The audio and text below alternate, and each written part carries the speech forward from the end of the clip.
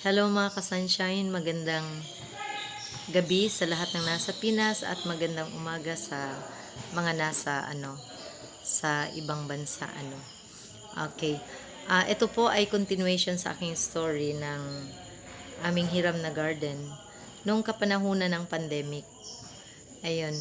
Last time sa una ko pong video, naalala ko na huminto ako dun sa story na ah, nahinto kami dahil sa bumalik na nga ang face to face at si Mamang din na maya na siyang pumasok dito sa campus kasi nga dadaan siya dyan sa sa harapan talaga.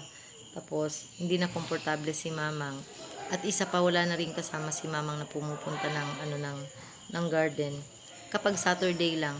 So dumating yung time na I think that was September 2022 ata yun na ang nangyari nung nag-release ng tubig kung saan yung dam sa pinaka ng dito sa place namin. Ang nangyari ngayon, umapaw yung water. So talagang pumasok siya dito sa campus at nasali yung namin, yung garden, yung hiram na garden namin. So, ang aming mga pananim, naalala ko, binibilang-bilang ko pa talaga. Sabi ko, ay July kung tinanim yung yung kamanting na 40 basta ah 40 pieces siya na pinutol tapos ganyan itinanim ko siya and then binilang ko kasi sabi ni mamang mga 5 months mga ganyan pwede na yun 5 months 6 months ba so sabi ko so July, August, September, October, November sabi ko hala hindi pa umabot nga ng ng 3 buwan umapaw yung tubig tapos yung lahat yung kamote tops namin natanim yung papaya yung yung saluyot talagang tumutubo lang yan yung malunggay yung iba nag-survive naman yung kamanting talaga namin tsaka meron pang ilan may mga mais alugbate mga ganyan ba so nangihinayang kami ang problema dun yung water nung humupa na sa banda kung saan ako nagtanim ng kamanting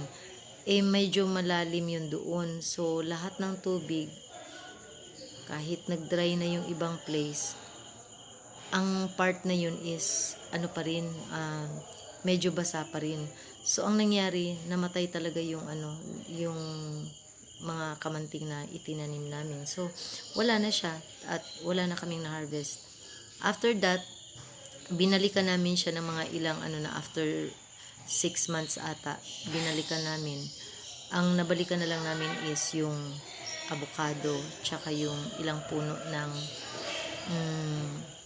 malunggay the rest patay na may mga gabi pa kami so yun pero bago pa nangyari yung nag-overflow yung river yung tubig sa river si mamang ay na hindi niya sinabi sa akin na ilang araw kong tinignan kasi yung niya yung mukha niya at may napansin ako sa kanya siguro after 3 days ganyan sabi ko parang namamaga yung niya yung left cheek niya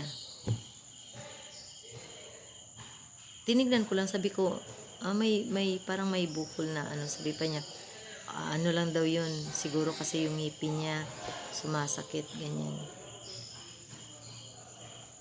nung 5 days na talagang lumaki yung niya yung dito niya sa pisngi eto dito talaga sinabi niya sa akin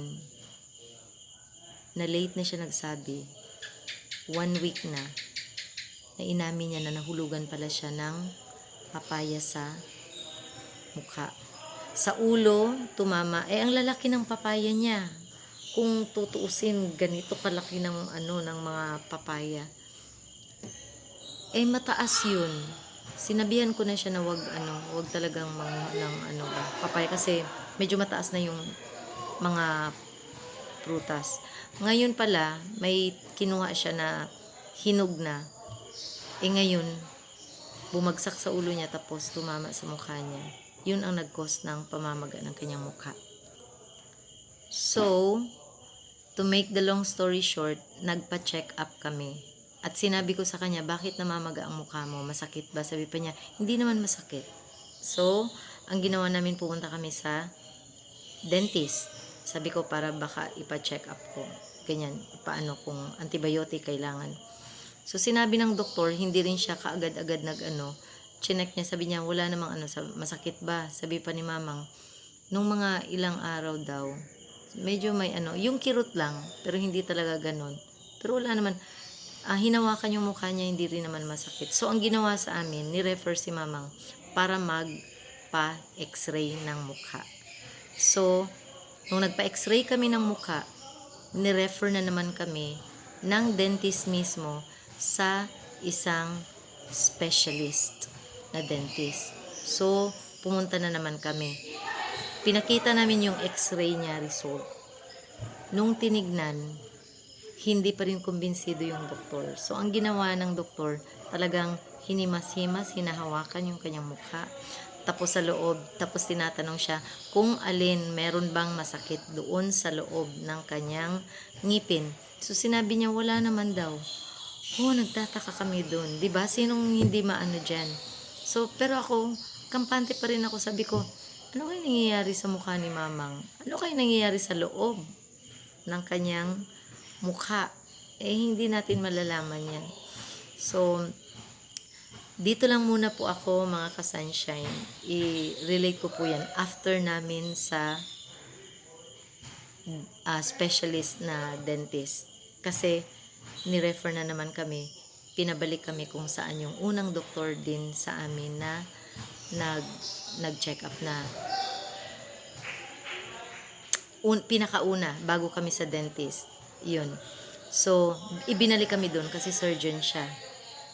So, hanggang dito na lang muna po ako, ka-sunshine. Kasi medyo mahaba ng aking video. Iko-continue ko yan po sa next video ko po. Thank you for watching po. Salamat sa lahat ng pakikinig. God bless and good night everyone. Bye-bye!